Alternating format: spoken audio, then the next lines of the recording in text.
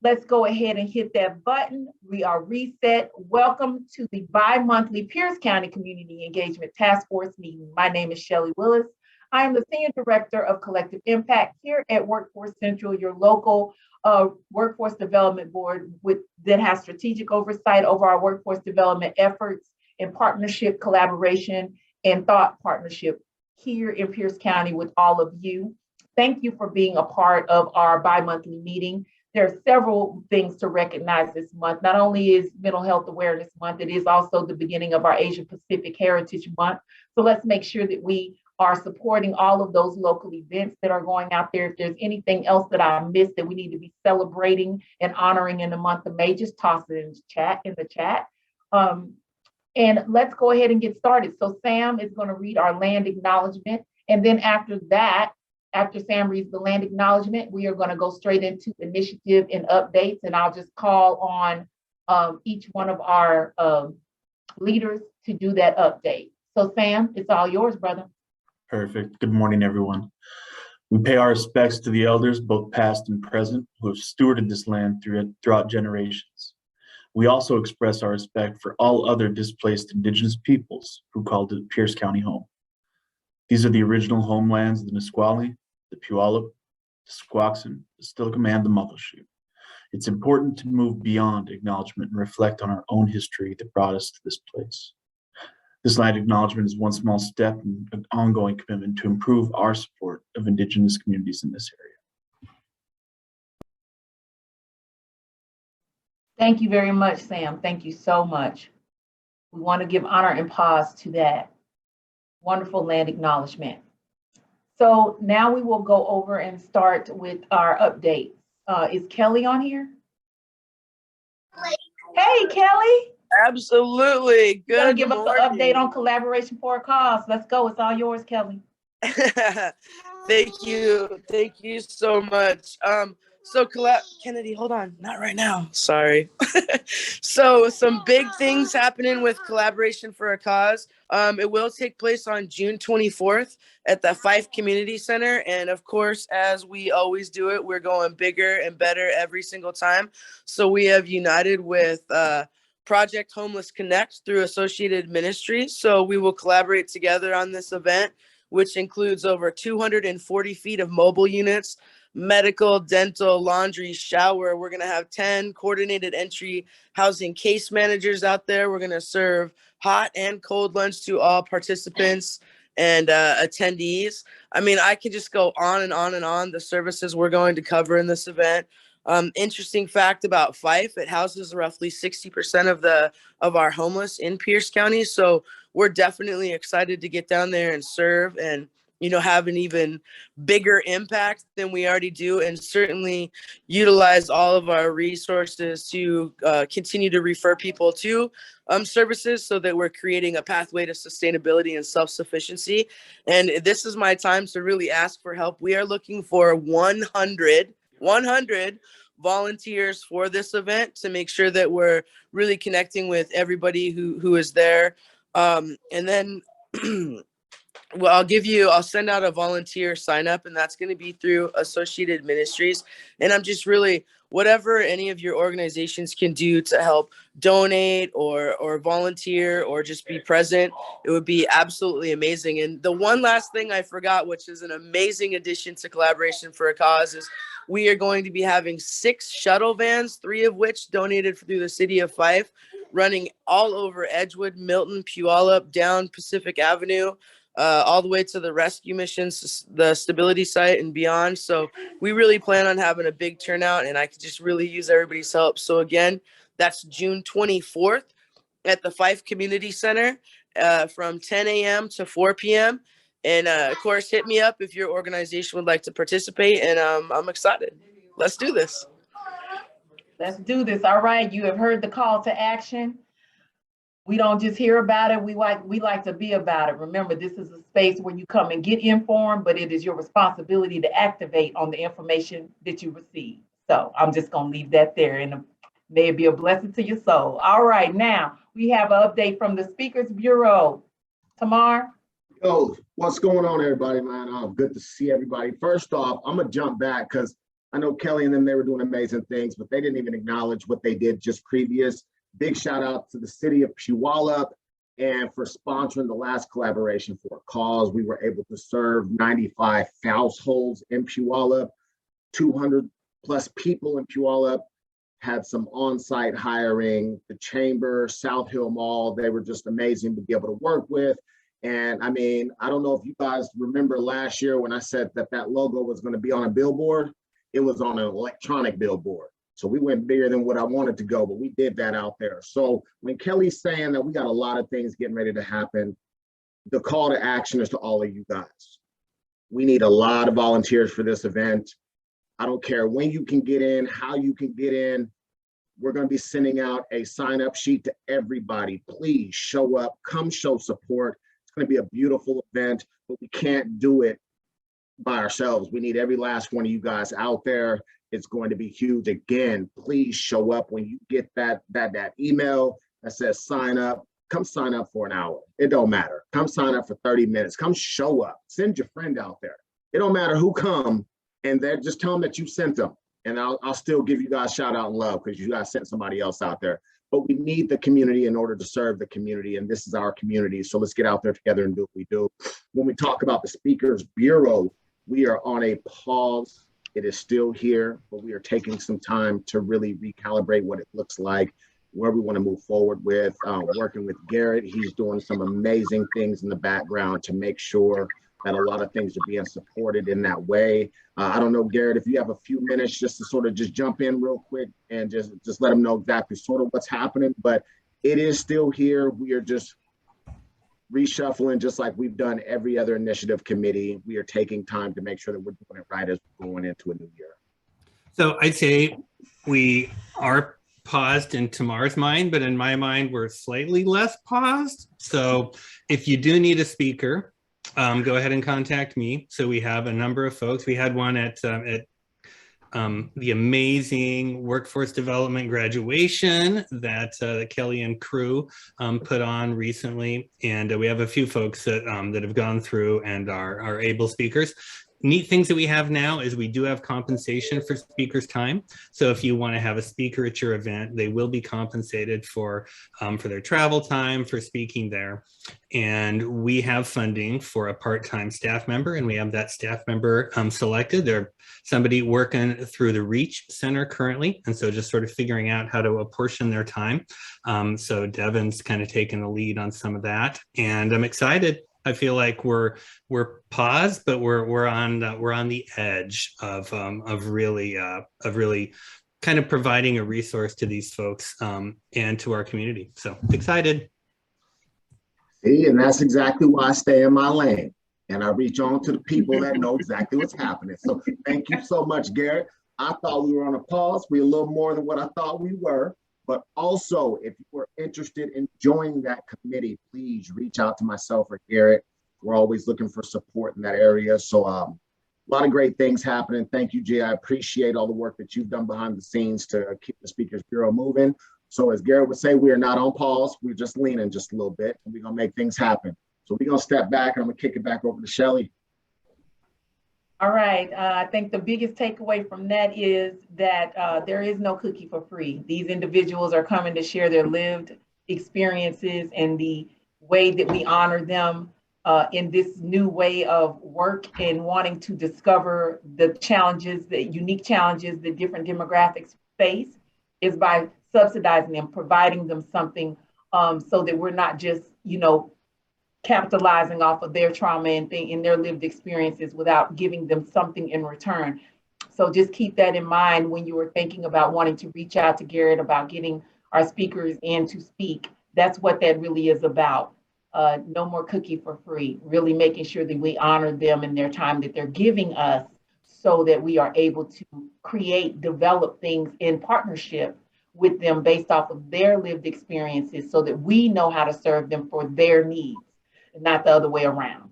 All right, our last update will be through the lens of equity. That will be Chloe, Carissa, and Krista. Ladies, take it away. Hey, so I'll just jump in and give a quick update on the Lens of Equity Summit before passing it over to Carissa and Krista. It's pretty exciting. We're currently in the process of hiring an event planner. We're finalizing that contract now for the event. We're hoping it'll be in early 2023, and it's really going to just be an amazing, amazing event. We're going to have keynote speakers, workshops, resources, and really focusing on tangible action-based steps that we need to take to build those healthy DEAI frameworks and focus on what we can do locally in Pierce County and in our community. So I'm very excited about what we're doing there. If you'd like more information about the event, or if you'd like to help plan it, I'll put my email in the chat so you can reach out to me and to the committee. We love getting people's feedback and seeing what they'd like to see, because this is coming. It's coming from us, right? It's very much a collaborative effort. So yeah, we're very excited to get an event planner on board to help make this even bigger and better. And fortunately, once we have that event planner, we'll have even more time during our monthly meetings to focus on expanding what we're doing outside of the summit. So I will pass it over to Carissa and Krista for more information on that. Awesome. Thank you, Chloe. Yeah, what we've been just started to do outside of planning for the summit is really just gather resources and co-create tools around equity, and just have discussion about what we're really looking for, where we're at in the workplace, and what we can offer right to the community as well. So if you have something you would like to contribute, if you'd like to be a part of co-creating these tools and resources, please let us know. You can contact Chloe and she'll get you on the list for our next meeting.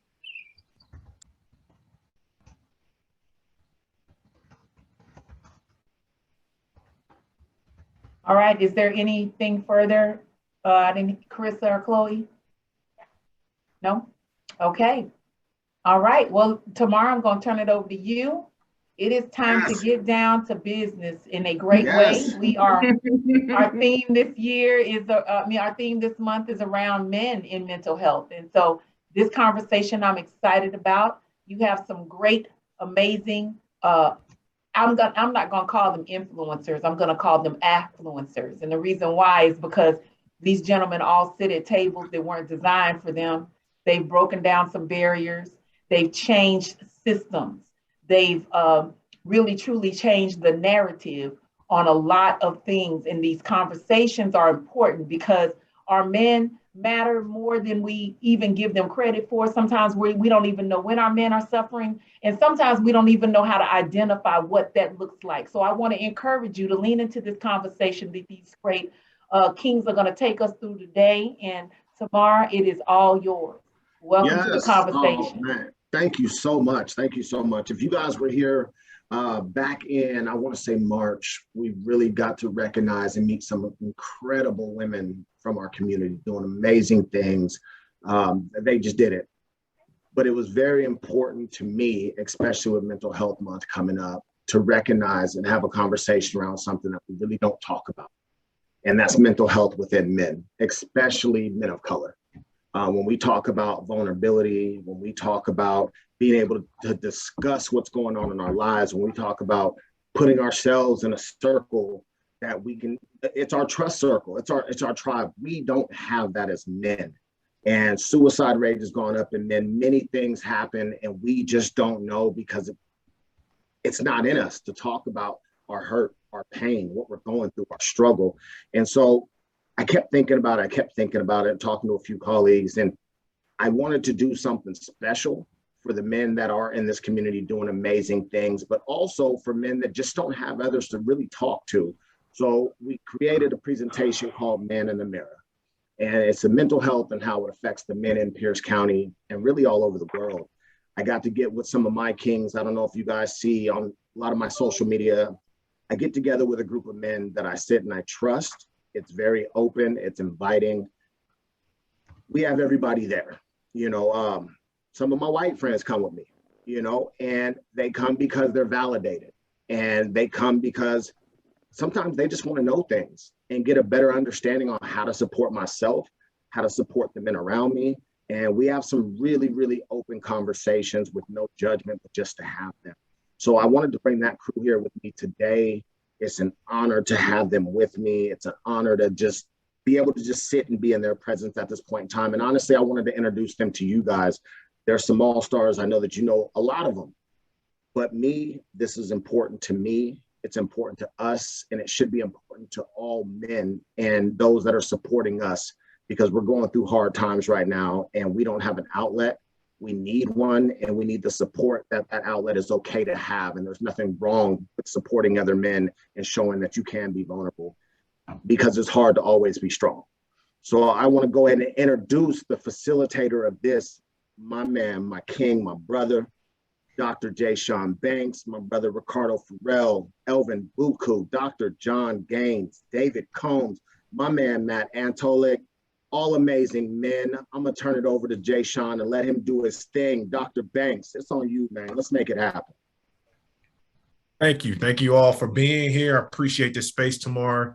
Big sis Shelly had to represent 4th Infantry Division today for you. So, oh yeah. So, you know, again, everyone, this is just going to be a space of conversation.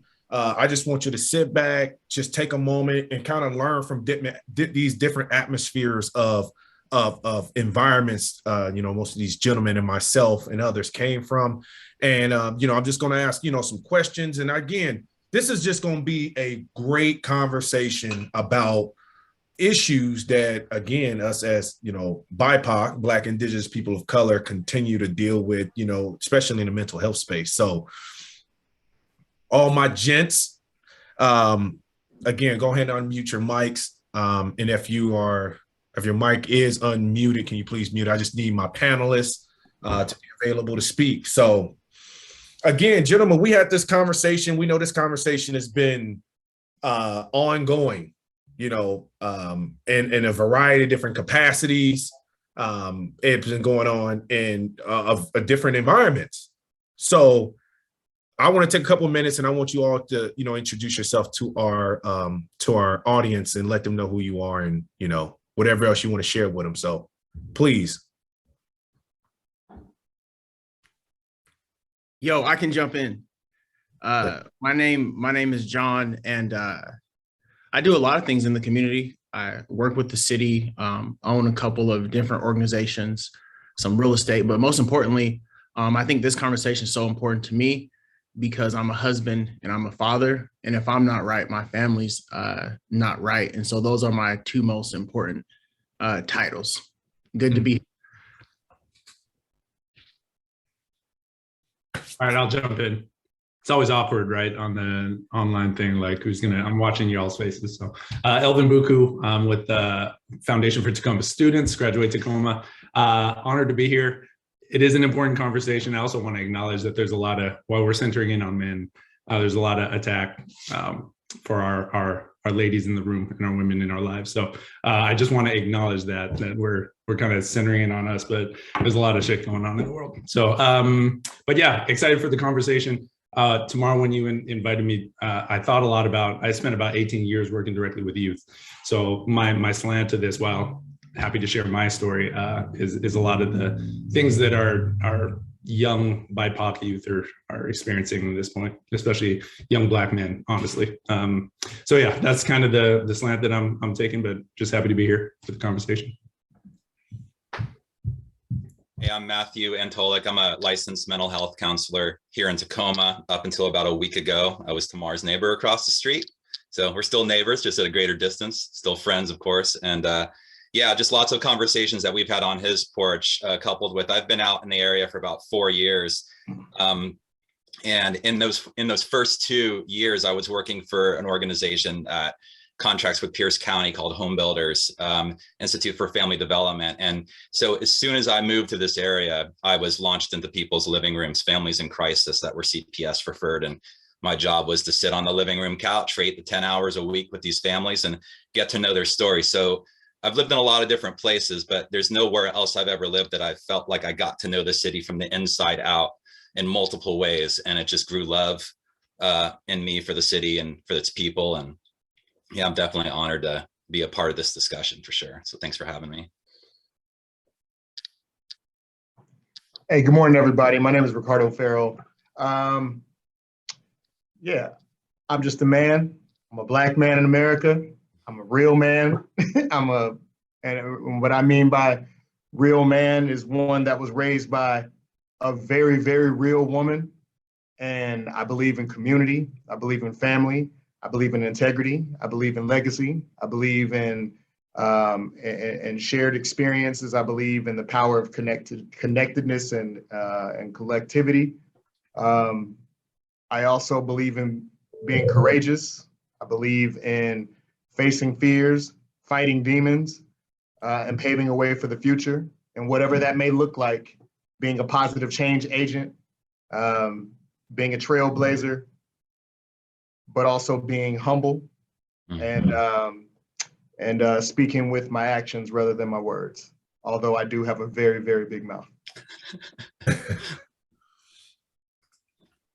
Dope. And I'm Tamar Jackson, Senior Director over here at Workforce Central, and I'm friends of all these amazing men. I'm all about community.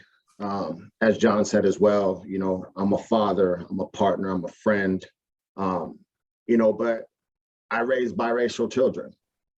And, you know, with that being said, my children don't get their mother's attributes in the ways of being mixed with two different races. They are a Black child and they get everything that comes with me. And so when I realized that I didn't have a circle to really talk about that stuff with, you know, it dawned on me that I needed to change and I needed to shift my surroundings. And I'd say probably 2 years ago with Ricardo, Dr. Gaines, and Matt and Elvin, it was really about how do we come together as men, still leave as men, but can open up and be vulnerable to each other. What does that trust look like? What do those conversations look like?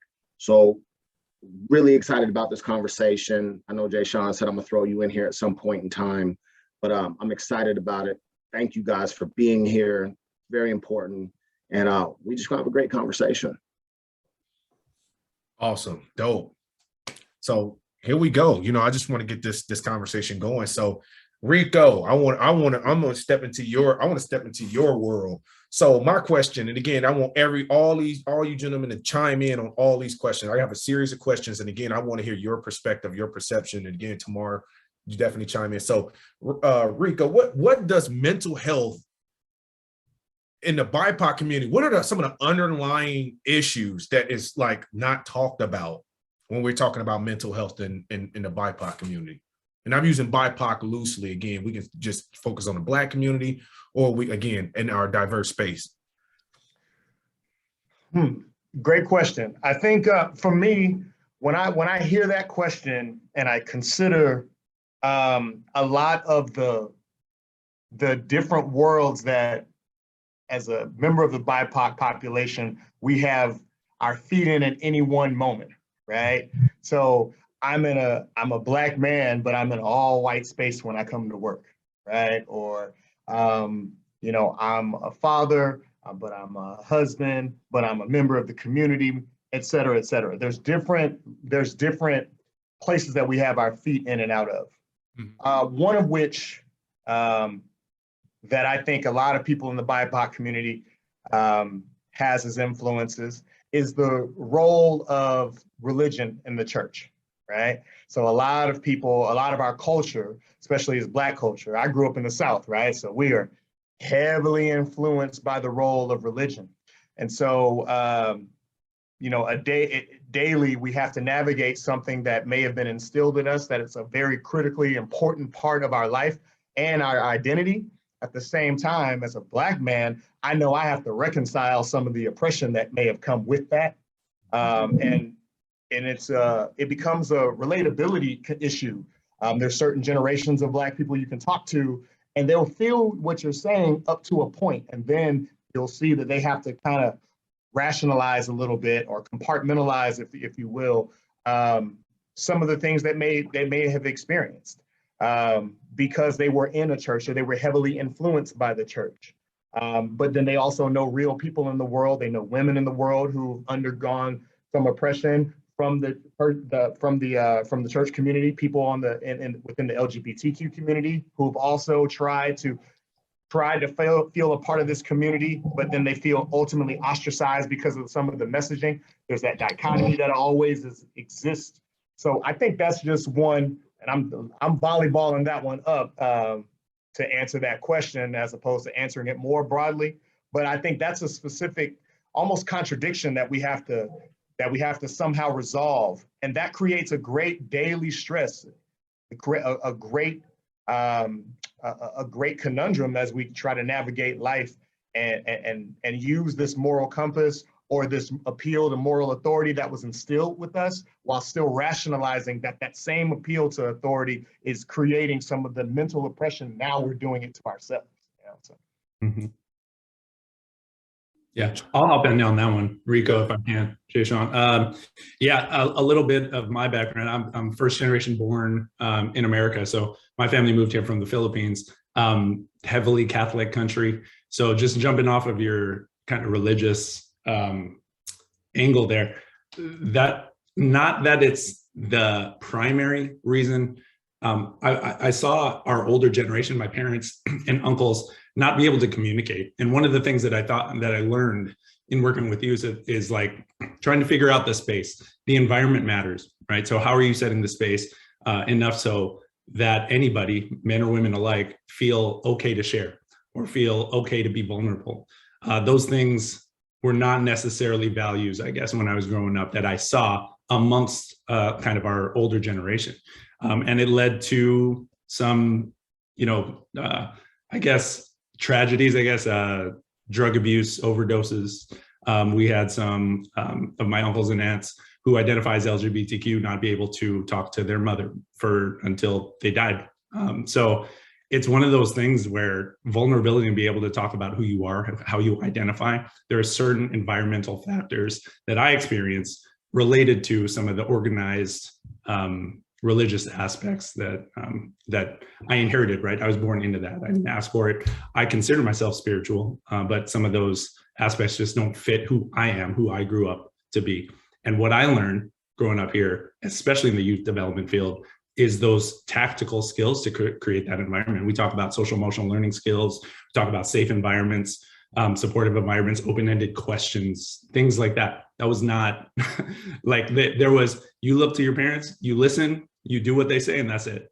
And it's just one of those cultural things that as a man now as a husband, what am I doing to create the space around me with my younger sibling, with my younger cousins, our generation, that there's certain things that I love about the older generation, and there's certain things that I'm going to leave behind, right? And create new, so that we can stay healthy physically and mentally. Yo, I want to jump in on this one. I forgot the question at this point because Rico, I don't know what you just did, but you opened up. So I was asking, what are some of the underlying mental health issues what it looks like in a BIPOC community, like those underlying mental health issues that, again, we never bring to the surface? Yeah, man, that's so good. And I just want to touch on just kind of stay on this theme of like religion, especially like in the BIPOC community.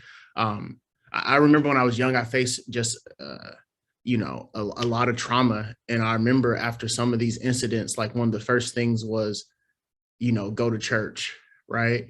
And this idea, like my grandfather was one of the greatest just people I've ever known and had the privilege of knowing. He was a Baptist preacher. He founded a church over in the east side of Tacoma. And the issue for me was I learned, and there was a lack of transparency where like the idea was you go to a place and you get talked at, and that somehow is supposed to bring healing. And so for so long and for so much of my life, it was like, okay, I still feel angry, right? I still feel empty, like I'm not getting what I need. And as I became a man, a husband, a father, I realized really the worst place to be is in your own head, right? And it was like this, like when you can't communicate what you're going through and all you do is just listen, you get stuck in your own head. I'm like, man, and that's actually the worst place to be. So for me, just having like this stigma around mental health and things that you can't, that you're not allowed to really talk about or discuss, right? Because here's the solution, here's how you're going to get through it. and that's the end result. And so for me, just trying to like navigate that as an adult weighed on me heavily until I learned that it was okay to talk about things. I talked to a group of young boys 2 days ago, and I told them like, hey, I was like, I'm proud of you. And a lot of these young boys just start crying, young Black boys. And one young king, he said, hey, he said, I'm happy, I'm grateful for you. He said, but real men don't cry. He was like 9. I what you mean, man? Real men don't cry. And he said, that's what my daddy told me. He said, real men don't cry. I said, you know what? I said, I'm proud of you. His eyes welled up. He starts crying. And I start, got teary-eyed. And I thought like, man, he has never been in a space that has allowed him to kind of share. He's only been taught to, this is what it is. This is what it's going to be. Real men don't cry. Hold on to that. Keep it in your head. So anyway, man, I'm trying to navigate that, just not in my own family, but also anytime I interact with young men and women in our community to help break that cycle. So, man, great question. Right. It's crazy, John. I'm gonna go off of where you went, with real men don't cry. It's hard, to even think about that due to the fact that, as a man, I still never cried over my grandfather, because I was told I was the man of the house now, and again, men don't cry. You can't do that. I think my kids have seen me cry maybe 3 times because I've always wanted to hold that in, thinking back, going with Elvin and young adults and you and the work with young adults, getting away from that thought of telling a young man, you're the man of the house. That's a burden. That's such a burden, and I know us as men, we've all carried that burden. You're the man of the house. You can't be the man of the house at 10. I try my best not to tell my son he's the man of the house. That's my guy. When he's ready, I just need him to be prepared when I'm not able to take care of the household. Yep. But to tell him something like that, that's hard. Because again, it puts him in the mindset of he can't cry. He has to be like dad.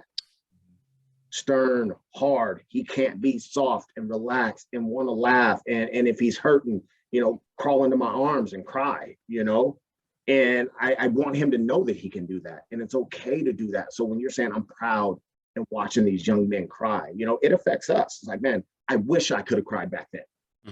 Mm-hmm. I wish I could have cried back then because I wouldn't have had so much anger as a man, because that's what it is. We never let it go. So we came with anger. And why are you so mad?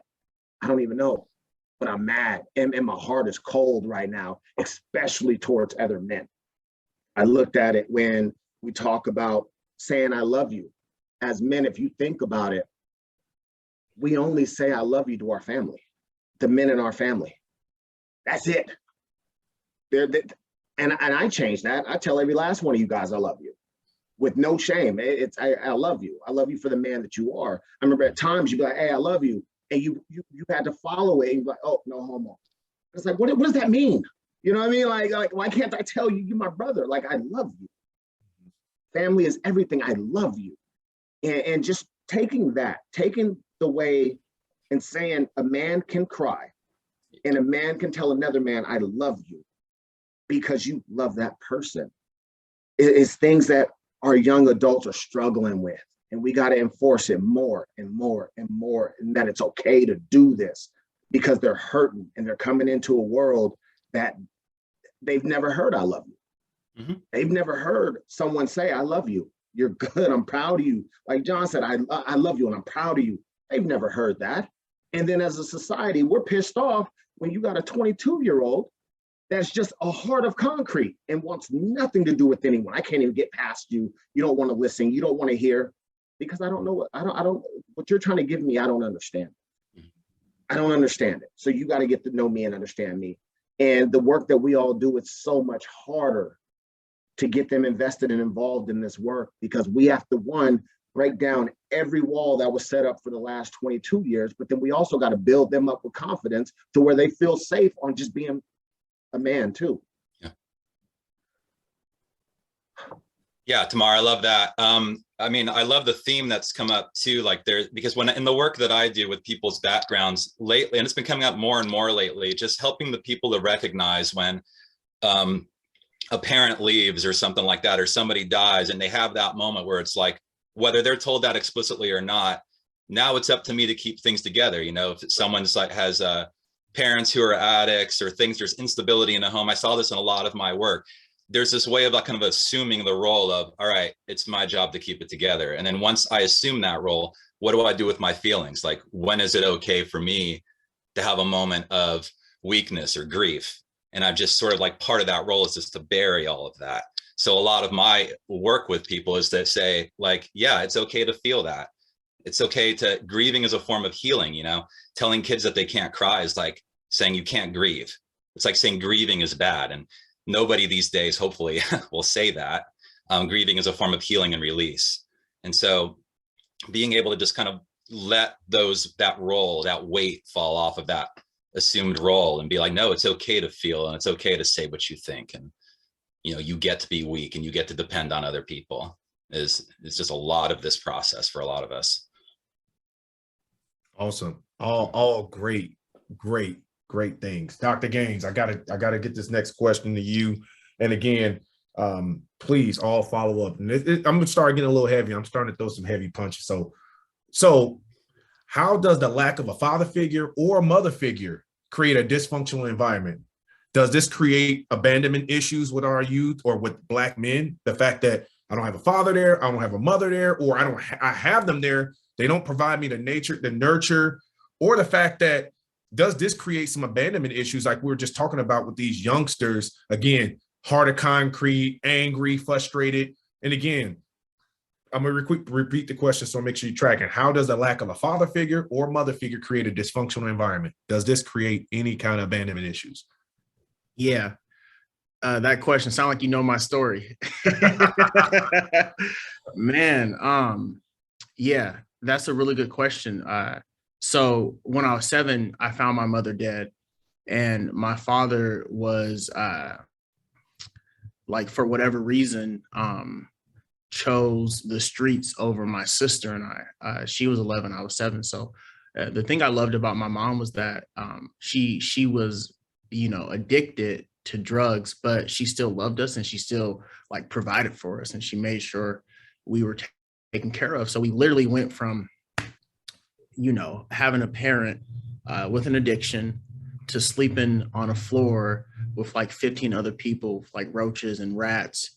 And so anger immediately set in. I was never angry at my mom, for I didn't really understand the decisions. I honestly thought it was normal because all my mom's friends, like all my friends' parents were somehow like in the early night. If you grew up on the hilltop, that's just what it was. So my story wasn't unique. It was like everyone's kind of going through this together. So we're going to rock with each other. But then like going to and living like on grandma like was taking care of so many grandkids, and you know, we all upstairs in this duplex in 2-bedroom apartment, like 10, 15 of us, man. And so much anger set in, and there was anger and abandonment for so many years, a lot of hurt and a lot of anger for so many years, man. And it took me most of my life to realize, like, why am I so angry? And I came across this quote by Nelson Mandela. And he said, when you hold on to unforgiveness, it's like drinking poison and hoping the other person is going to die. And I got to a point in my life where I realized I no longer wanted to drink poison. As we talked about like this battle of our mind, I got to a point in my life, I realized if I could just win the battle in my mind, I can accomplish anything in my life. And the only way to win the battle in my mind was to do a few things, was to, one, forgive all the people that I felt like hurt me. And that the hardest call I ever made was my father, man. And sitting in my dorm room, this college football player, you know, thinking I had it all together. Called my pops and we talked about crying. I immediately started crying. It was the first time I heard his voice in a long time. I said, Dad, I want you to know I love you. I forgive you. And I said, this is for me. The forgiveness wasn't for him. I wanted to be, you know, free. But through that conversation, fast forward some years, my dad became one of my best friends. And man, the first time I ever heard from a man that I was proud of, I was 25 years old, and it changed my life. So you take like, and the reason why I share the story that way, because there was a lot of abandonment and anger.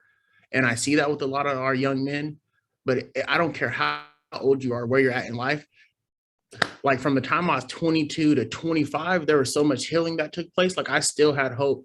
My story did not end. And so that's why I talk to my peers and tell them, I'm proud of you. I love you. I believe in you, because I know there's still hope. Like if you have a heartbeat, there's still hope, right? And so that anger and the abandonment that most feel, maybe for having like bad relationships with their parents or not having their parents or growing up in foster care, whatever it may be.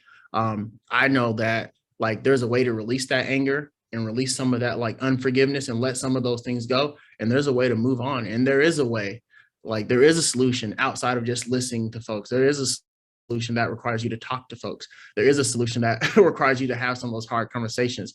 There is a solution that requires you to like be vulnerable in front of community, be vulnerable in front of your brothers, man. So yeah, I hope I answered the question, bro. But I think for me, that's kind of, that's what it is in a nutshell. Yes, there's abandonment and anger, but there's always a solution for sure. And I've found that solution through those couple of things. Rico, I gotta get you, because you the one that when we talked about this is, you made me think of you. So I know you got some heat for this, so bring it on. I know you got this. Again, how does a lack of a father figure, mother figure create a dysfunctional environment as in the mental space, and then also abandonment, these issues? I'm even trying to recall the conversation now before that we had about this, but you know, I think this is where I think the lens that we're coming from to answer this question matters, right? I don't know that in and of itself, the absence of one parent or the other, that fact alone creates any kind of trauma or abandonment issues or things like that, not in and of itself, right? So I grew up, I can count the number of times I saw my dad before I turned 13, and I can count the number of times I've seen my mother since I've turned 13, right? Because my parents got divorced when I was a baby, and they've lived several, they've always just been apart, and my family's been spread out my entire life. Like I've never had all of my family in one spot, and I don't have a large family. My mother was adopted, and then she only had my sister and I, and so it's just the nuclear part of my family. It's just been pretty small. So I don't know that, at least from my experience, that not having one parent present or the other in and of itself created pain. But as you start, especially as a Black man growing up, or a young Black child, when you start growing up and you encounter circumstances and you find yourself ill-equipped to handle them, or when you're taking on messages from your external environment that are influencing your behavior or forcing you into certain situations, then you can start troubleshooting in your mind, well, how did I get here? How did the absence of a parent influence this? Oh, the first fight I got into, you know what I mean? I didn't win that one, you know what I mean? Or well, maybe because my dad wasn't there to teach me how to use my hands. But then I saw him after that got corrected. So hands are solid now. But I'm just thinking about that. So I don't know that there's anything that necessarily creates that. But in a larger sense, though, I think I've also had to do some work with just understanding how the Black community functions, whether it was by intention or just kind of the way it works. The Black community, by and large, is very, very matriarchal as opposed to patriarchal. And that's within the subculture of groups here in the United States, that's very unique. But understanding that, when you grow up in a household with a Black mom and she's dealing with all the pain and trauma that comes with being a Black woman, and she's interacting with you, the young Black man, a lot of times the absence of that dad and her not being able to just be mom and rest, having so much put on her, means she's going to turn around and put a whole lot back on you. So there's a whole lot of messages, especially as a man, where it's not that, I could say from my experience, it's not that I got hard because of my dad.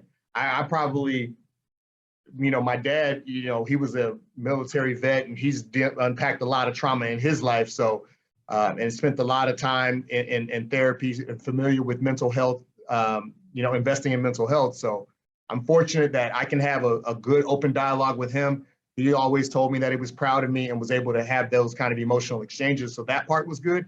But the hardening in my life came from my mother. That's where the burdens of the responsibilities of being a young Black man in America came from. My mom was like, hey, this is how you got to be. This is how you got to act. You can't say this. You can't go there. You got to be able to do X, Y, Z. And I think that the mountain of responsibility that might be placed on us, and then we walk around with that, and then not having someone who can reflect that reality, i.e. a father figure. If that person can't reflect that reality, and then you're left to try to navigate these spaces with all of this burden at a young age, you can kind of undersell or understate how much over time that is influencing your makeup, your response to stress, your psychosomatic responses, your fight, flight, freeze. All of those things are going to be influenced by messages that you've internalized for a long time, where maybe just being able to see a positive male environment or positive male influence, i.e. a father figure. And I'm sure it probably works the same way for women to have, a mother figure present. But if I could have emulated someone else's example, that probably would have helped a lot of times in my life. So, oh, dope. Appreciate Elvin. Wait, give me something. I know you got something. Yeah, so the abandonment thing. So shout out to Sally and Elliot Bucu. My parents are and were in my life. I didn't lose a parent, right? So they were present fully. I think about abandonment though. So what do parents provide?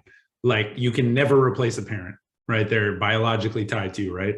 But there are certain things that if you, especially with some of the youth that I was working with, there are certain things that parents provide that they didn't have that potentially they could get in other people, a village or an environment.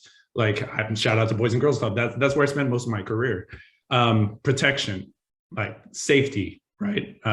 Food, shelter, like basic needs, right? But then you go up a level. We talked about love, right? What does that look like? Is that the same for every single kid, every single person? Maybe, maybe not, right? Authenticity, somebody who is just themselves, who is in the same room as you, who's just being themselves with you.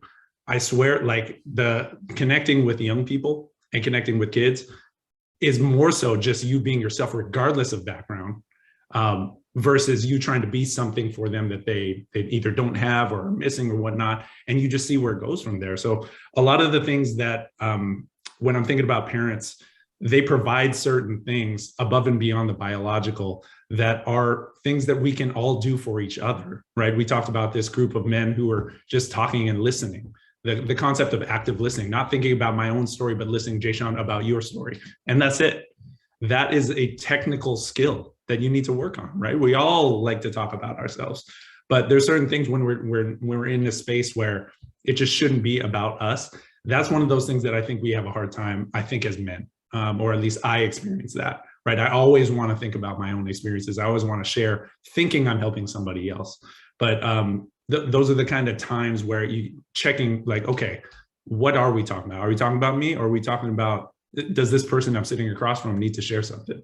And being aware of that and practicing that doesn't happen a lot in spaces with a lot of men, right? Like, we talk about ourselves a whole lot.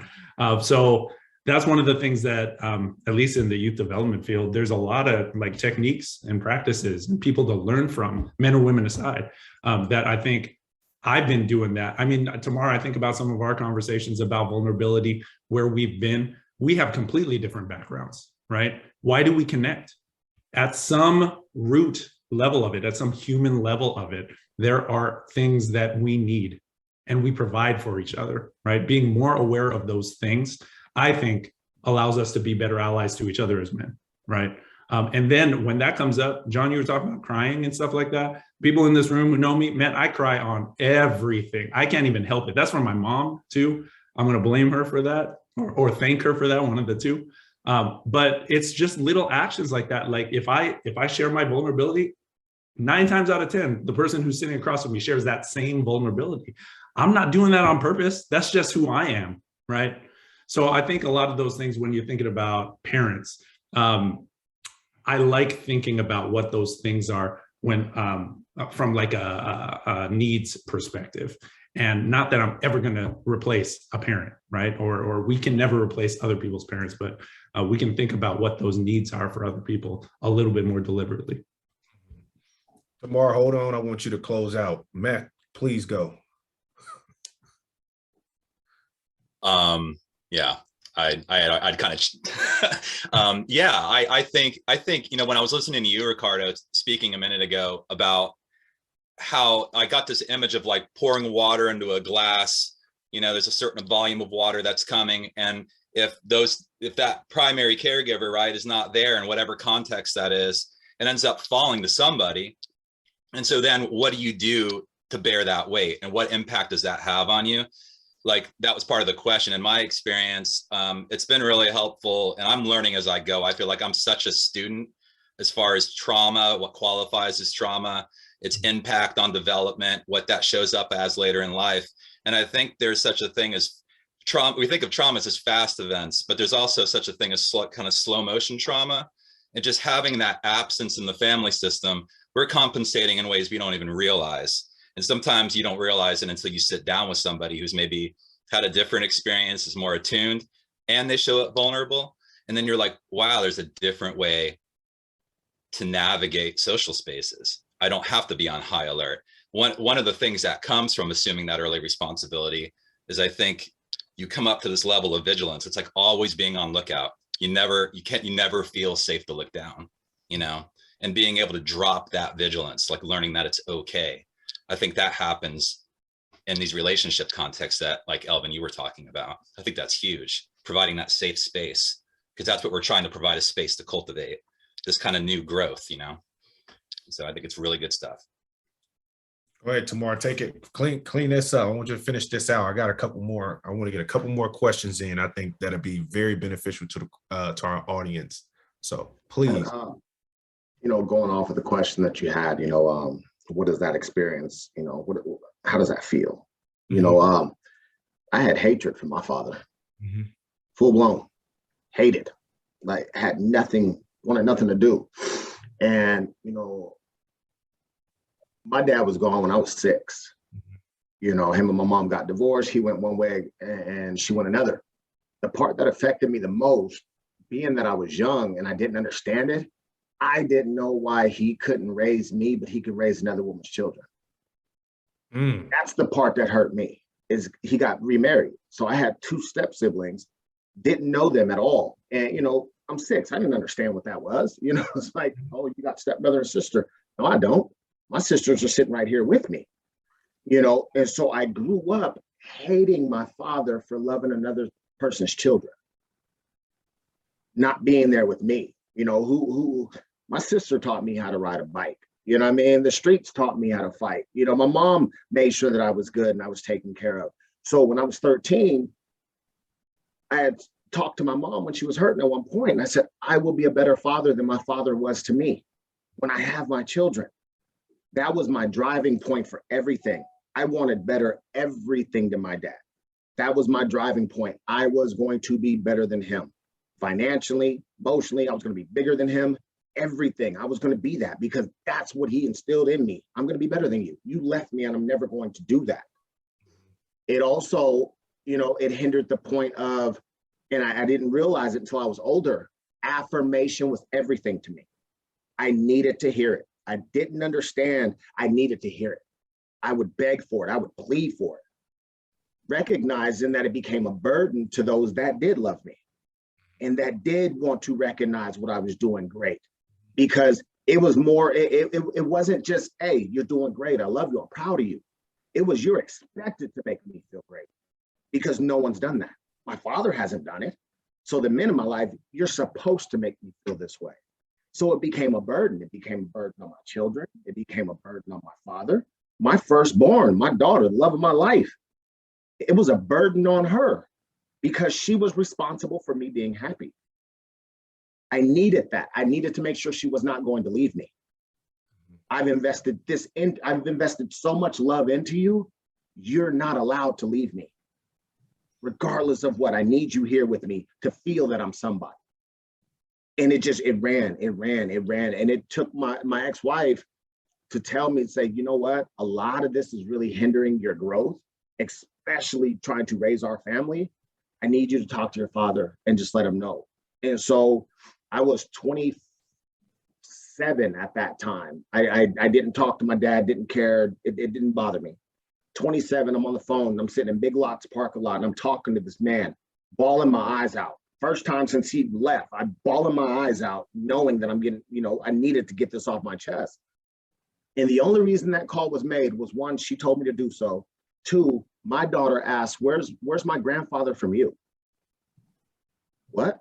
Where's my grandfather from you? I got one from everybody else. Where's yours? And so I called my dad and said, the only reason this conversation is happening is because your grandchildren want to know you.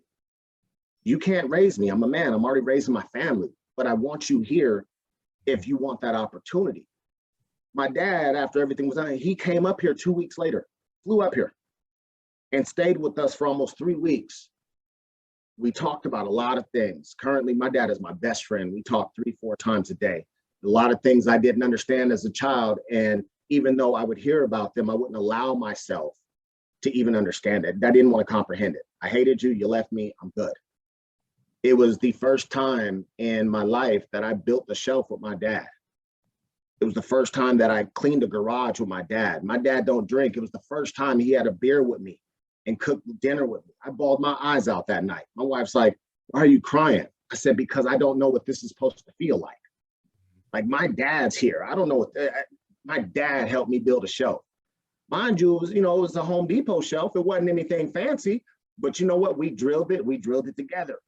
And so when we talk about that and these young adults that don't have their fathers there, they hold a lot of anger. I held anger, and it destroyed different parts of my life because I didn't know how to let people love me, because I didn't know what that looked like. I didn't know what a marriage looked like. I didn't know what a successful relationship looked like. I didn't know any of that. And it destroyed different parts of my life because I could not let go of that anger. It took my children for me to let that anger go. So it's hard, brother. It's hard. Awesome. And again, I appreciate you phenomenal gentlemen sharing that. Again, I had got a message. I got to share a little bit. So I'm going to take 2 minutes real quick and on this topic. And I believe there is a correlation that exists with this, as in, I didn't grow up with a father. My father left when I was 1. I was in a walker, apparently, my mom told me. But at the same time, my mom was extremely toxic. And for people that don't know me or don't know much about me, I'm going real quick over this because I got other questions for these folks. Especially, I lost a brother that was murdered when I was 12. And I seen that. And then a bunch of friends, things like that. As you can see behind me, I come from Chicago. So one of the highlights, again, I went off to college and I got myself into college. I used to cry every fall, going into the fall semester, and then also going into, summer, because I didn't have family to come to campus and help me move in, move out, anything like that. When I left, I didn't have a home to go back to. So after college, I had to find out where the heck I was going. I had no home to go to. So I used to cry a lot because I didn't have that. I used to see parents come in there, dapping up their daughters and sons, hugging them. And I didn't have that. And I used to just go somewhere in a corner and cry because I wish I had that. And then as I got towards my senior year, now the NFL scouts was coming in from college ball. And then out of nowhere, I get a call from my dad. I don't know how he got my number. Hey, what's up, son? He wants something to do with me. And I only asked him one question. Okay, if you know me so well, when is my birthday? He didn't even know my birthday. So I had to hang up. I did try to have a relationship with him, but his relationship is too much on drugs and alcohol. So I had to leave him alone. His toxic mindset, that poison, I didn't want it to leak into my life at all. And as I told him, whatever happened between you and my mom, I get it. You were married to my mom. I wasn't. But I'm always here to listen, to understand. But he could never explain anything to understand. It was always, listen, folks, I was getting blamed for stuff when I wasn't even born yet. He was blaming me for things that I had no idea he was talking about. So it was toxic. And then also my mother, she's upset, angry at the world. So it's like I didn't have neither figure. I had to navigate this world as I am today on my own and figure it out. So it's heavy. Going off that, Elvin. So we talked about, we reflected on immigration. I know some of your family immigrated and things like that. So a two-part question. So does generational beliefs, and this is to Ricardo, to Dr. Gaines, to Tamar, to Matt, to all you folks, like think about the generational beliefs that we grow up with from our grandparents, parents, those beliefs, whatever they may be. Does that affect your mental health? One. Two, and we talked about taboos. So those taboos that may exist in that generational beliefs and on your mental health, I mean, how does that affect you mentally dealing with those type of taboos and those generational beliefs? Yeah. All right. So just on the immediate, like I'm just feeling myself as you're asking that. I'm remembering the conversation we had, and like I'm shaking a little bit. So there's like a weird connection. It's not a weird connection. The body is a part of the mind, and the mind is a part of the body. So thinking about mental health, it is physical health, right? So the separation of those two, I'm just going to call that out right now because, yeah, I'm feeling some type of way, right? So generational beliefs, in my mind, your questions are absolutely connected. Those general beliefs lead to taboos that get spread down. This is, I mean, my experience is from a Filipino perspective, right? So Filipino, Asian, Pacific Islander to America, that was my experience. But the kind of like indoctrination thing with my family moving to America during that time period, it was about assimilation. It was about, hide the fact that we don't want to be too Filipino, right? Like, because we got a workplace to go to, or we got, we have to present ourselves a certain way to fit in, if you will. Language, like, I don't know if I know there's a few Filipinos on here, but my stories I can understand Tagalog, but I cannot speak it. Like within one generation, the language within me and my cousins is all but gone, 99% gone. That's language is everything. That's how we communicate. That's how we connect to our roots. That's how we learn stories about my grandparents and their grandparents and so on and so forth. I won't say it's pretty much gone, right? And so I do not blame, right? That's a systems thing in my mind. I do not blame my parents for not teaching me how to speak the language or anything like that. They lived in a different culture. So it was taboo for them to continue on and like do their thing in public settings, right? In white spaces, really, in American spaces. So I think about that. What is that? What is my version of that now? I'm personally I'm recently married. I'm trying to have a kid. What am I going to pass? What am I going to deliberately do to not have that happen? What taboos am I unintentionally going to forward on to my kids and my, the younger nieces and nephews that I'm around? I think a lot of those things we're not aware of unless we actually have an environment where we can talk about it, right? And my parents, I did not see them talk about that. I did not experience brother to brother, uncle to uncle. I did not experience them talking about those things in a deliberate manner. And they were immigrants, right? So they had other things to worry about, right? They had to find a job. They had to like find a place to live where they know literally zero people, right? And they don't look like anybody. So I did not have that. Right? I didn't have that experience. I reaped the benefits of their efforts right away, right?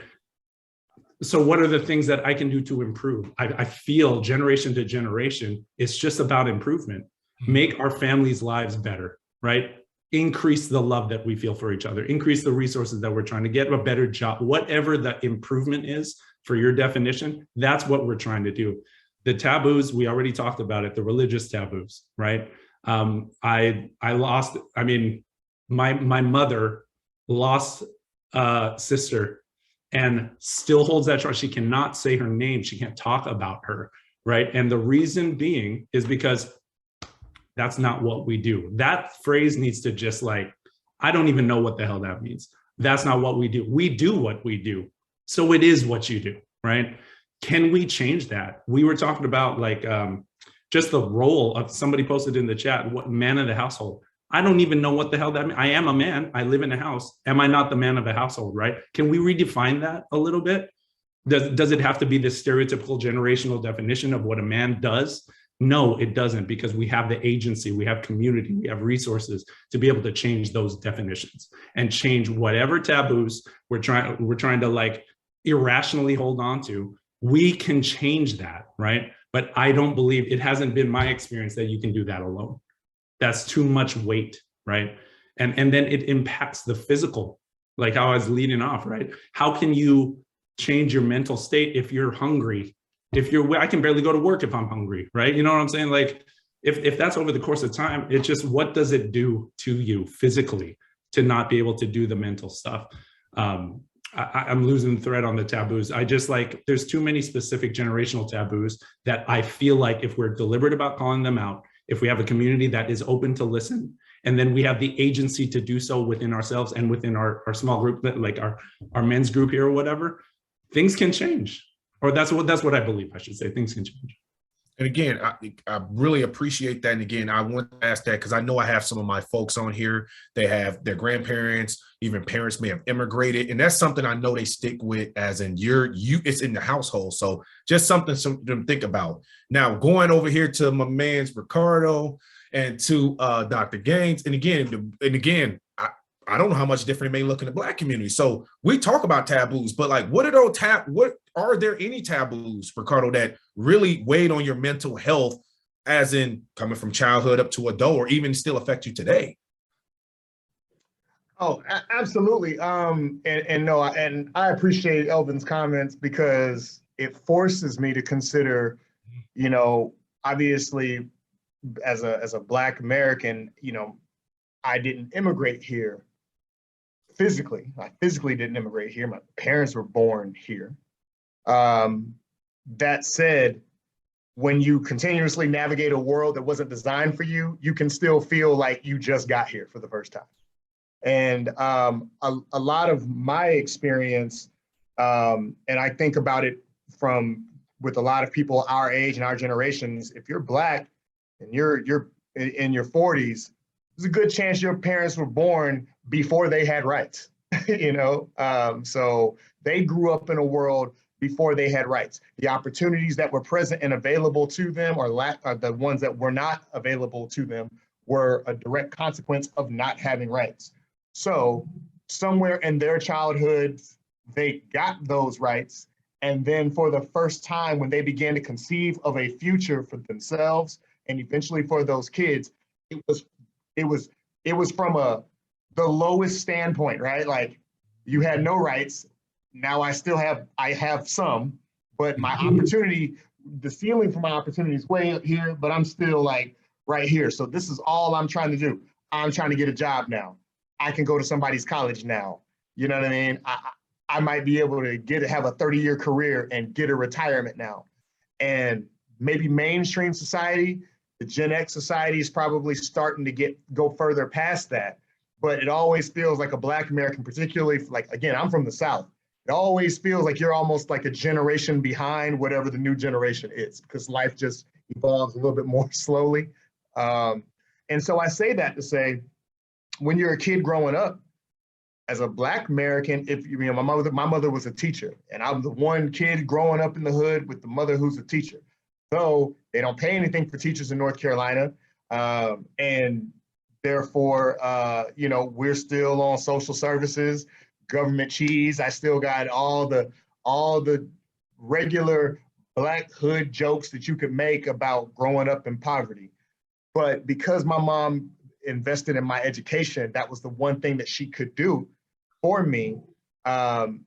She still did that from a platform of, here's the opportunity that you should shoot for, which is still like better than what it was what was available to her, but not really where we probably could be aiming for. So what happens is that you can't tell your kid, when you tell your young Black kid who's having academic success in the 80s and 90s to go out, do good in school and get a good job, you're not telling them about remaining authentic. You're not telling them about being true to yourself. You're not telling them that you're going to go into a space that wasn't designed for you. They're going to take everything culturally that you thought was important and they're going to wash that out. Doesn't matter how many times you tell me to make sure I grease my hair and pick it out and comb it out every day. If I show up in the right job, they're going to tell me to cut it because they have a grooming standard. They don't tell you what these things are going to do to affect every fiber of your being. Why? Because you're just tracing financial success, because so much of the Black experience is rooted in the struggle in and of itself, and that the only way we can perceive of getting out said struggle is by achieving financially. So that's it. That's all we tell our kids about. And I'm from that generation, that was all I was told. So I had to become the hood superhero. I got to lift up my family. I got to lift up all my community. And I got to do all that. Meanwhile, I'm dying inside because I'm navigating a whole bunch of spaces that weren't designed for me. And I had to suppress who I was. And it got to a spot where, I had a career where I did that until I started carrying my pistol with me to work, until I started fighting everybody I could, until I started resisting and becoming a threat to tear down everything that I had worked for. And that was actually the spot in my life, maybe around 27 or so, where I started investing into my mental health. But that was the first time in my life where my soul kind of cried out and said, I can't do this anymore, not like this. And so I think that's kind of, even though it's obviously not the same as being an immigrant, it did feel like being a foreigner into a place you've always been from. You just, and so I think just understanding where you've been and then putting that back into, and having the privilege, because it actually is a privilege to sit here and even be introspective and talk about how we feel, reevaluate how we got to where we are, and then consider where we want to go. And then be able to kind of admit some things about ourselves that may actually be positive, even though when you just say it, it's not that great. There's just so many aspects to it, but it is a privilege to even have gotten here. And I'm grateful that my life has lasted long enough to get here so that hopefully I can help others trying to navigate that path and share these experiences and continue to grow and be a blessing to somebody else. So. Yeah, real quick again, Matt, I'm gonna get to you. I got something for you. Dr. Gaines, Tamar, can you give me something real quick? And so we can, I got another question I really want to get in there before we get ready to close out. So. Yep. I like hearing different, just everyone share. I think about this idea of stories. Like I've dedicated my life to sharing stories. Stories matter, right? They're innately human. They help us understand ourselves and they help us understand others. And so the taboo was like, you're not allowed to share your story, right? So even like as a young kid experiencing trauma, I wasn't even allowed to talk to the counselors at school because no one needs to know, like, my grandma was mother of the church, right? No one's going to know her babies are struggling or she lost, 2 of her babies to drug overdoses. Like, so those were things that we just couldn't talk about, man. I remember I was serving on the board at the Tacoma Rescue Mission, and the executive director said, hey, we're going to take this test so you can understand homelessness a lot better. I'm like, cool, like let's do it. And it was this quiz, the ACEs quiz. And this ACE is adverse childhood experiences, right? And essentially, it's a range of different things that you experience as a child. Like if one parent was in prison, if you lost a parent, if you experience abandonment, if you experience childhood abuse, if you experience these things, have these experiences before the age of 18, and the higher you score, 1 through 10, right? They say if you score like a 4 or 5, you're more likely to be homeless. If you score 4 or 5, you're more likely to be obese. You're more likely to have mental health. So we talk about this idea of mental health and physical health, right? If you score 4, you're more likely to, get cancer. I mean, there's a book, The Deepest Well. If you're tracking, The Deepest Well is an incredible book that dives into this. A Black researcher from the University of Stanford, just dope. So anyway, I took this quiz, scored a 10 out of 10. I'm like, and I'm gonna just be transparent. Like, what the fuck? I'm sitting there and I just start bawling. Like I'm crying with all these white folks at this boardroom because I had no idea. Like I was never allowed to talk about those things, right? And then the second thing, I'm like, okay, like I really am a miracle. If stats say this, but I'm this, right? And then I knew like there's things I still want to do to be even more proactive to break these stigmas. When I wasn't married at the time, wasn't a father. Like, how do I get out in front? And so that's when I sought out different people and different things. I remember even like that drove me to quit my job at the Boeing company. And I told my family, I'm gonna share my story for a living. They said, "What? You crazy? You making six figures? Like the Boeing company just sent me to to New York to ring the New York stock, like to ring the opening bell." And I quit like a few months after that because that's how much I wanted to break this stigma in my community. Just this idea of stories, like it's okay to share your story. It's okay to listen to stories because stories is what connects us. Stories is what bridges the gap. Stories is what brings unity to the community. So anyway, and I'll close with this. Like I realize, and I live by this today. Like you have to feel the feelings, and like we all experience pain, but like if we just understand that pain and understand it's a part of life, that pain leads to purpose, and that's really my life's mission. So really, really good question. Oh, of course. Tamar, I mean, again, taboo. Taboos. We can't swim.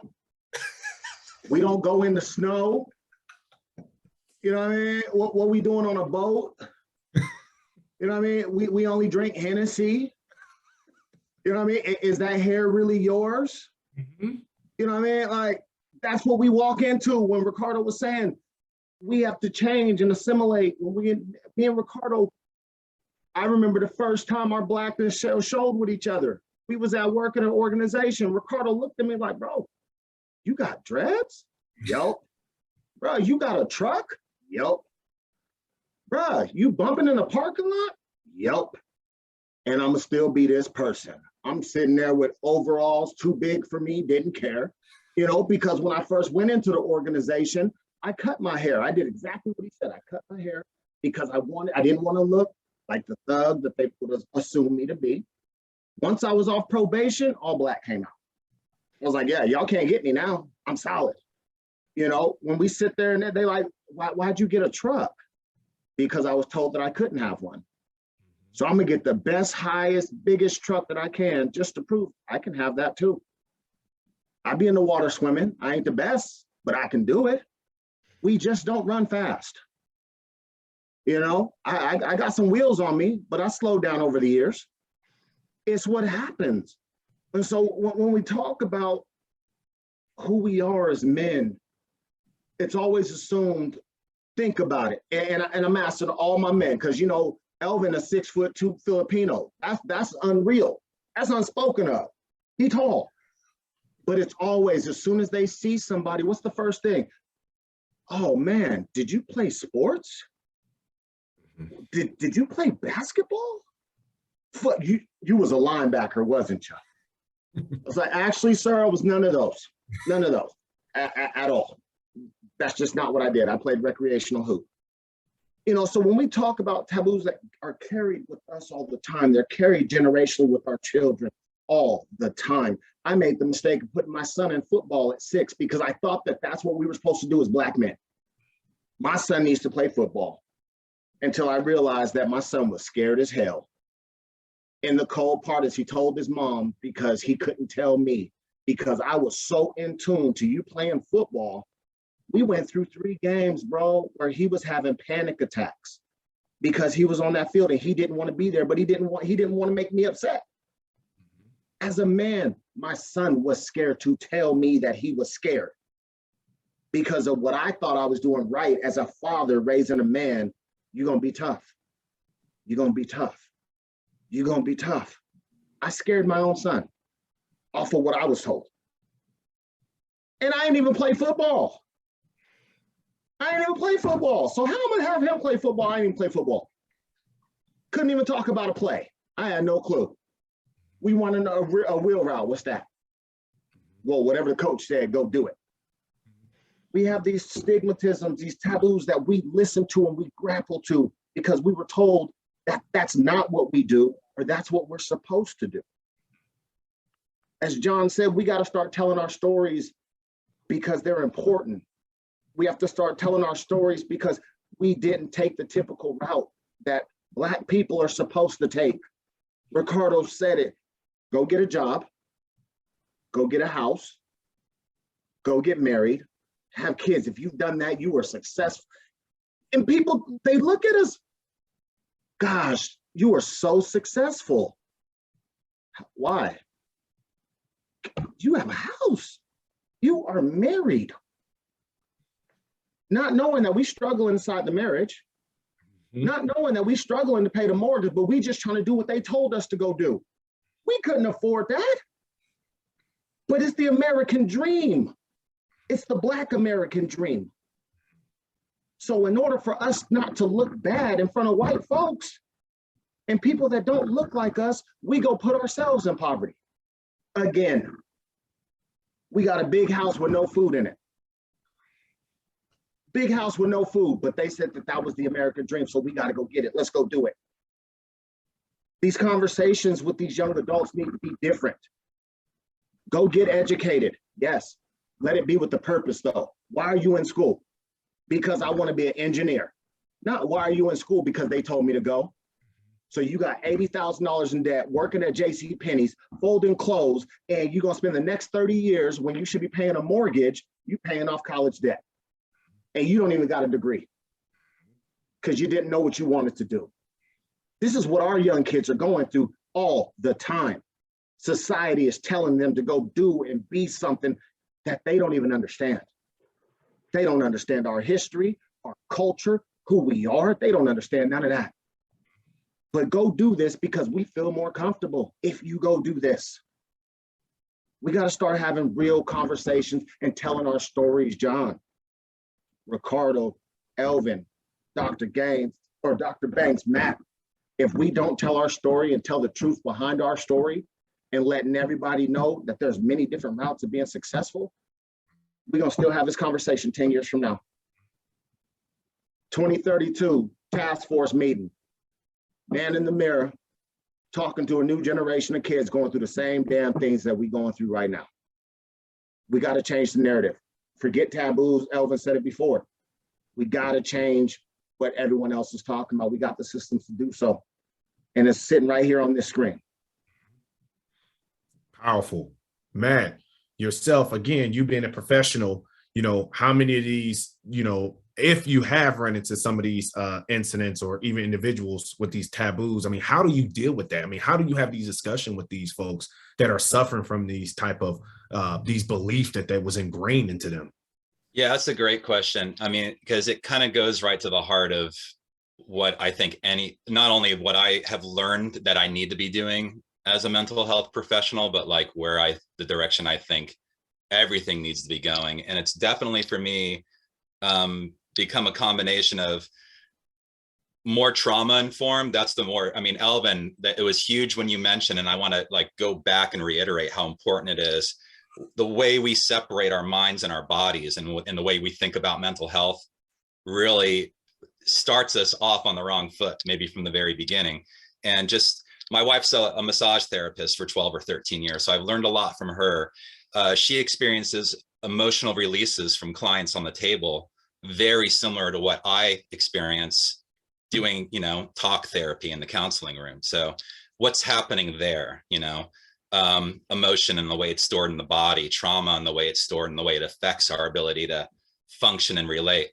So that's a part of it. I also think that, and I've been doing this work for a while, like I started off doing very intensive work with high conflict relationships. Like I was kind of thrown in grad school working with a nonprofit that was doing these 4 or 5 day intensives with couples that one partner had typically filed for divorce. They couldn't stay on the phone for more than a few minutes.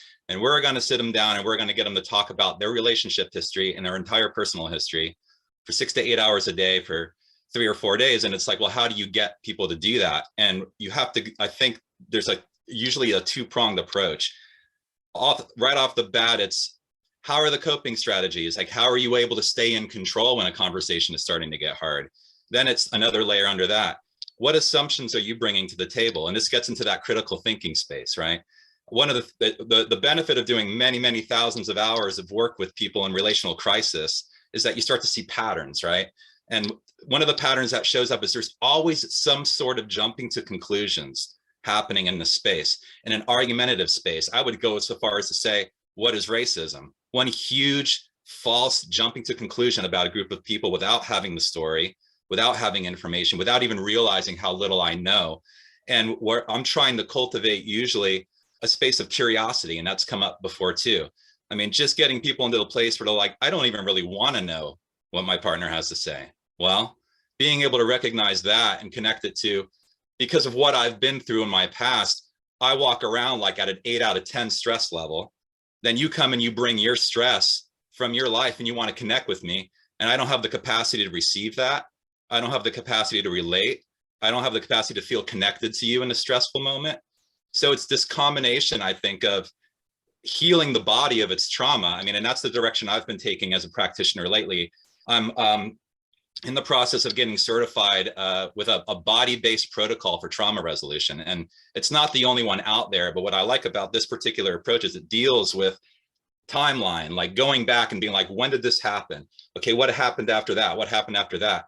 And you're just taking people through a timeline of memory cues. And there's a lot that goes into us besides that. But what you're doing is you're trying to prove to the body that the thing that happened is actually over. And that language is super interesting because our minds can know, oh, that's in the past, that happened when I was 6. But really evidence is mounting that the body just holds on. And when we see something similar to that experience coming back, we do what any smart living thing would want to do. We want to protect ourselves from going through it again. So here come all the defenses. Here comes all the prior conditioning and the programming and everything else. And sometimes we don't even really know why it's coming up. So yeah, I mean, this is the reason why I like this approach is it honors cultural differences and it honors individual stories, but it also kind of in a really helpful therapeutic way cuts underneath it. You can do this with children. You can do this with older people. You can do this with people as long as you've got a language connection and as long as you're able to kind of, and I have to do my own work too. I mean, I haven't had a chance to tell my story. I'm looking forward to an opportunity to do that just from the standpoint of all the unlearning and relearning of my taboos that I've had to do and how part of my own personal therapeutic work that's been. So. Dope. I really appreciate that. And again, I have a closeout question for everyone. And again, just to kind of close out the taboo thing, everyone in this audience, again, I'm just going to say from my perspective, one of the biggest taboos I can always remember is finance. My mom never talked about money or marriage in our household. So I didn't understand finance until I got out there in the world. So please eliminate some of those barriers, our own personal beliefs, talking about money, talking about even, relationships and things like that, because Lord knows, Cora, when I married her, I didn't know what the heck I was doing. So, because it was never talked about. I had to literally go figure it out. So, kind of doing a quick closeout here. I want you gentlemen, again, I want you to speak from your heart on this, or again, however you hear this. So my first question is what is a safe space to talk? Like, what is a safe space? And how could we as a community eliminate the barriers and or even taboos that exist about opening up on mental health? Like what kind of space, like what can we do to create this space? Or again, what is a safe space? Because I think this looks different in every different environment. But again, we're talking about eliminating some of these barriers and eliminating some of these taboos, again, on mental health, like to open up about mental health. Because we're seeing it literally in the left lane hitting 90, how much it is impacting communities. So I want to open it up to anyone that feel like speaking right now on the panel. I don't want to identify no one. Let me jump in. I'll be really quick, 30 seconds. Dr. King said anyone could be great because anyone can serve. And I think Brother Jackson, I mean, what you have, the intentionality behind like getting men together, creating this space, like this is serving. And in my opinion, like our greatest leaders serve, bro. And so to serve in this capacity, and create safe spaces. I think so. To answer that question, I think we just need more leaders like Brother Jackson that are willing to be transparent. Like, hey, I haven't figured it out, but let's figure this out together. And then let's expand this conversation, right? And that's, in my opinion, man, that's how you do it. You start with the man in the mirror, and then you start with a small group of people you trust, and then you continue to expand. And that's exactly what you've done, Brother Jackson. So I appreciate you for serving the community in this capacity. And I think that's part of the solution. Just we need more leaders to do just that, men, women, and then guide our young kings and queens too, because peer to peer, I mean, from, you know, at that level is so impactful. So. Right. Yeah, you know, I appreciate that, John. One thing my dad used to tell me, and still does, as a kid, is that he used to say, if you control you, you control what goes on around you. I don't like the connotation of the word control necessarily, but the spirit of what he's saying is just self-management. And I think with anything that you manage, anything that you were trying to manage, you have to identify what it is, and you have to appreciate it for what it is and what it is not. And I think a lot of times that, you know, as we're enduring and healing and overcoming that trauma, I know for me, I found that embracing the faults, embracing these negative experiences, not hiding from them, running at them head on, calling them out by name, giving voice and life to them. So I'm not internalizing it, and hopefully I'm not allowing it to be stored for me. It's going to be a part of my story and it's part of my experience, absolutely. But it doesn't have to be a barrier to that future or my positive future. So I think in a nutshell, just being able to create a safe space within my own mind and my own spirit allows me to then take that as a new shared experience, a new paradigm to even navigate conversations with other like-minded men, women as well, people in general who are doing the same thing. And then we can create a true space of where we're confident, but we're also vulnerable enough to trust that everyone's going through this process. It's an iterative process as well. We're going through this process together, and we're creating more of an environment in our mind that facilitates the actual safety of the spaces that we choose to occupy with others. So, Elvin? Man, yeah, I'll try to be brief also, but number one, I'm eternally grateful, I guess, Tamar, everybody, like with Workforce Central and whatnot, there are two little spaces like this. So I also agree that this is a privilege. So thank you for including me in this. It's everything. I'm just building on Rico and John. It's safe spaces are built by humans. Like the human connection is what creates a safe space. But unfortunately, like the systems that humans build don't allow for this genuine, honest, authentic transportation or communication, like deliberately, right? So those who are in leadership, building on what John is saying, we got to think about how do we have better representation so that folks have an opportunity to build these spaces, and then fill them with realness, fill them with authenticity, not me trying to be like Tamar or me trying to be like Rico. I'm just going to be me. And our systems should create spaces for real people to talk to other real people, because hopefully somebody relates to me. And if I can help that person, great. But yeah, they're built by humans, man. So practice being a human. And that takes practice. Like I was saying, there's certain skills that we all can do, active listening and things like that, that I'm grateful to have a space where I practice that all the time with y'all. So yeah, thank you guys for allowing me in the space here. Man, lovely. Matt? Yeah, I mean, agree with everything that was said here. When we had our conversation out prior to this talk today, and I reflected with Tamar a little bit on this, you know, I've run groups before, and usually there's a lot of emphasis on you got to be careful who you screen into the group. You want the group to work go in a certain direction and move a certain way. And the thing that was beautiful about that space is we all just showed up, and I sat back, and I don't even remember who started sharing first, but it was just like this flowing, authentic, personal, safe, real dialogue that was happening. And, you know, I feel like the joy I felt in that space was important. Like just sitting down and hearing all of that and feeling that safety And it was an unsculpted safety. It was just like, we all sat there, we're like, we're all here for the same reason. We're all here for each other. We're just kind of like, I mean, I'm just getting to know several of you guys, right? Like really. And immediately walked out of that being like, I would do that again. I would gladly bring my story into that space. And the thought that I had in my head was, with all the work I do with people, I walked out of that space being like, oh, you can do that.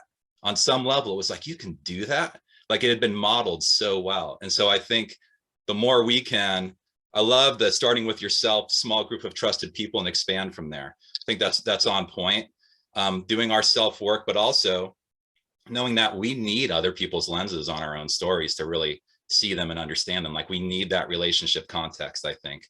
I think that's how we truly grow. And so being able to be in a space like this, it's like, it's not just what we're talking about, it's how we're talking about it, like how it feels to be in this conversation space, I think is something worth learning from and modeling for each other.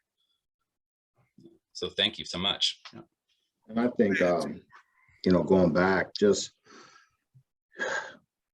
being transparent, being honest, recognizing, you know, that we're all human. You know, Elvin said it best, you know, how do we become the best human beings that we can become? You know, and it's like you said, we do what we do. You know, my framework is not built off of anybody else's judgment. You know, Rico said it best, how I feel about me allows me to shine in the world differently. You know, and being able to be with you guys has allowed me to not fear the world, because I know that I have support, real support. Those that I can call and say that I'm going through an issue, you know, but the same, you guys still hold me accountable. You know, you hold me to be accountable, or you hold me to be a leader, but you also hold me to be a friend, you know, and be transparent. And that's what I've learned to love about this circle so much, and being able to talk to the men, you know, that I talk to, and knowing that we're very open, we're very inviting, you know, it don't matter. You want to come, come. You know, if you can't make it, not a big deal. And I think that comes with just having that standing meeting. Those that can make it, make it. You never know who needs that moment, you know, that time, just saying, hey, you know what? I've had a rough week, but I know that I can go see my brothers. They're going to be there. Somebody's going to be there. And if they ain't, they'll be there the next time. You know, and I leave it with continuing to let each other know that we love each other. You never know how important it is to hear that somebody else loves you outside of your biological family, especially as men. We have to know that we love each other because of what you do, how you do it, what you bring, the family you are. I learn from every last one of you guys all the time, whether relationship, father, you know, mental conversation, whatever that looks like, how I show up. Don't be afraid of our stories. Don't be afraid of us becoming vulnerable with each other. Don't be afraid to show this world somebody different, because when we come together, we grow together. That's it. Again, phenomenal. I really, really appreciate this space and this time, and me even having an opportunity to ask you some of these questions and getting your lens on dealing with these situations, being through these situations, and sharing openly to this phenomenal group of educators, practitioners, and those who serve throughout this community. And myself, like I say, the safe space has been a safe space now, especially being a transplant from a different region of the country. Trust me, this don't exist in many communities where, again, some of us may come from a variety of different spaces, from nationally to even internationally. So it's very important to have that safe space to talk, not be judged, and just be heard. It feels good to be heard. And again, just personally, I've been cornered by Tamar. I've been cornered by, you know, Ale. I've been cornered by some of everybody. When I mess up, hey, they lay it on me like they should, and I respect it. It's all respect, because it made me a better man. It made me better aware. And again, it made me, hey, you know, I got to get my stuff together. You know what? I messed up. And the same thing goes for tomorrow. Don't think, hey, I will definitely be right on his doorstep. You messed up, and you know it, and we go from there. So again, that, you know, us as men, we do connect. And again, and to my women out there, if you have a space like that, share it with the group and see what you can connect with out there. You know, I'm not making this a gender-based thing, but sometimes it's, you know, even if you want to show up with the guys, that's cool too. We talk about some of everything. We talk about every topic that anything comes up. So again, it's a blessing to be a part of this task force. Thank you. I'm gonna pass this torch back over to the Shelly Willis, and I'm gonna let you take care of that. Again, if folks got questions, please, I'll let you facilitate that. Thank you. Wow. Oh my goodness. So before we close out, can we just just take a deep breath and we ground ourselves and just ground yourself. We just heard some of the most impactful, real, I guess it just resonated across the board. All of your comments, everything. I want to make sure you reground. That was a lot. So just take a moment, take a deep breath in and just reground and reset yourself. Plant your feet on the floor and reconnect with the earth, get connected get your energy going again. So this is the points that we walk away with. Some of the great ones in the chat. Trauma has no color or gender. Creating the safe space provides a moment of education and healing with accountability as an outcome attached, continued in the journey. What we do. I think we just gonna take that, Elvin, and we're gonna always give you credit, but we do what we do. Representation matters. Knowing and hearing how this is important should mean we have more intention behind what we do when we're planning something, when we're trying to provide, think about who should present in front of our audiences, what we're striving for, and the stories we want people to tell, and understand your story isn't even for you. You take the journey, you're the vessel, but you're gonna be the person to tell the story to help someone else see what the outcome can be. You're gonna be the person to help them see that they are stronger than they think they could ever be. You're gonna be the person to help them to understand some of the things that happen to you, that are happening to them. They will be able to get through. Strength is physical. Wisdom is mental and emotional. Stop calling people strong because they made it through something. That's a physical thing. But what they have done is they've gained wisdom through their journey and the things that we've learned and that's transcended over time. And the biggest thing we want you to walk away with is this. I love you. I see you. Now take all that with you and pay it forward. We appreciate you being here. Make sure you reach out to these men and these professionals, these peers of ours in this social construct that we've created called the Pierce County Community Engagement Task Force. Follow up and connect with them. Learn how you can create your own community of care and community of connection and accountability, accountability being the key word. And we just want to make sure that you know that's why we do what we do. You should be able to take this information and start activation. Don't let it just sit here. Don't keep it to yourself. We appreciate you.